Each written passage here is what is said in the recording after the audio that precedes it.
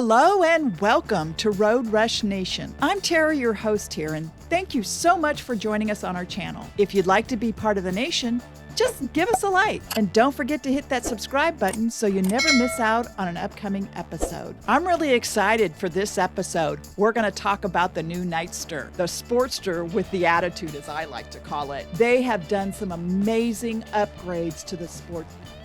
The Sportster has an amazing legacy with Harley. You have to understand where it came from and what it has evolved into. It's one bad bike. I've had a Sportster, a 2007 1200 low. Love that bike. I would love to have it again if I could find it. Let's take a quick look at the legacy of the Sports.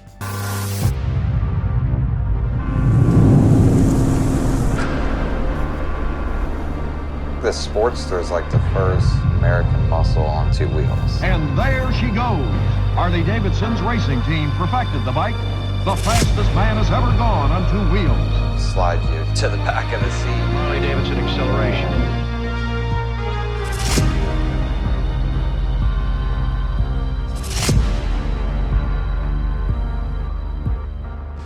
The heritage of the Sportster is pretty amazing. From what it was to what it's become. And the Nightster is amazing. The improvements they've made, the upgrades. If you're any kind of a biker, you're going to love what they've done. Even if you don't want a Sportster, you need to appreciate what they've done. So let's take a look at it. First thing is right here. This is no longer a fuel tank. It's the airbox cover. Yep, you heard that right. So now you're going, well, where's the gas tank? They've moved it underneath the seat. So what that has done now is changed your weight. It's now not quite, your balance, is not so high. It's more got a low field of balance, which is a lot of people complained about the Sportster. It's top heavy. Well, now they've moved that weight down. Also, with a few of these upgrades, that has made it a lighter bike. It's about 80 pounds lighter from what the previous Sportsters were, and about, I wanted to say about 50 pounds lighter, or excuse me, not 50, maybe about 20 pounds lighter than the Sportster S. So let's just take a look too at now what they offer. So they start out at a starting price of $13,499. That's always a starting price, you know, and then you start looking at colors. This is a color red, it's called Redline Red, and you'll see down here it adds $400. And not horrid on some of the paint upgrades. You can get it in gray, $400. And then when you get black, your vivid black, that's going to be no extra charge for you. It's got, I like the stance, I like the wheels. I'm glad that they don't have wire wheels because those always need to be adjusted and looked at constantly. About every 5,000 miles, you should always check your spokes if you've got wire wheels, guys, because they can go out of round and you may not realize it. So I'm glad that they have these kind of wheels on here. It really makes a huge improvement. This motor that they've gone to is a 975. So let's kind of keep going here and see what the big differences are, what the big upgrades are. You'll see here you've got the forward riding position. So you're sitting forward more, even more than the Sportster S. It's completely different. You've got your mid-mount foot controls where the Sportster S has them forward. This one also has a little bit of a screen. You know, it's got that small little fairing up front. You do not get that on the Sportster S. And there's a few riding enhancements that are available for it, which are pretty cool. So let's keep scrolling. Here's that airbox cover. See, I think that's fantastic. Whoever thought about making that the airbox cover and then moving the fuel tank, genius, because it really changes your weight distribution. It changes the whole balance, which for a lot of people, they do buy a Sportster thinking it's their beginner bike. Really, that's not fair to the Sportster. It's a great place to start, but it's a bad bike. I love them. People do these things up. It's not for beginners only. It's for experienced rider. I'd have another one. Like I said, I would love to have my Sportster back. The wheels. Here's those wheels we were talking about. Your exposed dual rear shocks. The shocks on this are different from that on the Sportster S.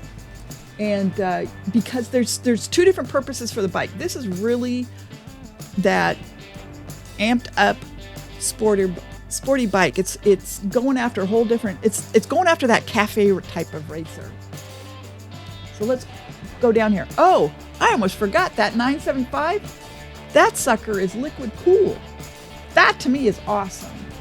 I just think that was really smart, so you don't have that overheating like you usually get with your smaller motor. And this sucker has got some torque on it. For at the low RPM, you'll see that they've really done a great job of getting that for folks. We were also talking about the frame. You'll see that the frame does not have that traditional style, but it's still got that characteristics of a Sportster. They wanted to keep that. You got to keep that heritage, that legacy. That's what people like about the Harleys and the Sportsters. There's all these different kind of enhancement they've done. But one of the things is these ride modes. They've put into this ride modes, which is kind of a new thing for everybody to put a ride mode on their bikes. So what it has is it's got a road mode, a rain mode, or a sport mode. So it's going to adjust the power comparatively to whatever mode you've chosen. And it can engage the braking and your traction control settings depending on what mode you're picking on. I'm not one of those that has to pick different modes. I have it on my Street Glide, on my Arctic Blast. There is the traction control modes and all that, and rain mode. I ride. I'm the rider. I should be able to control my bike. I don't. Electronics, they're great. Some of the stuff they have is fantastic. I just stay away from the modes. I ride. That's just me. But for a beginner who wants that confidence and is used to all those different modes, this is fantastic. I think that was like one of the genius things they did. You'll see if you get on here onto Harley's website, I would suggest if you're interested in one of these bikes, you're going to see these different creators that have went in and customized the Nightster to make it their own, put their own personalities on it. You'll see it's got the cafe racer look to it. I will tell you, this is really a neat bike. And the price, everything is a little more expensive anymore. I wish it was a little bit cheaper. I wish they would start with a really stripped down Sportster that somebody could buy for around 10, brand new. What I know that a lot of times the dealerships will give you like 2 years on a Sportster and they figure you're going to trade up, and they'll give you full trade-in value of what you paid for the bike to come back in. I see many Sportsters come into my local Harley shop here in Kansas City, Worth Harley Davidson, and they don't have many miles on them, and people are trading up. And I think a lot of it has to do with pressure to say, I need the bigger bike. People will label a Sportster as a chick bike. It ain't no chick bike. I'm sorry. It's one heck of a bad bike. Love the Sportster. And if you wanted to strip it down and make it into a race bike, go for it. These things are great. I love the Nightster. I think Harley did a fantastic job on this bike.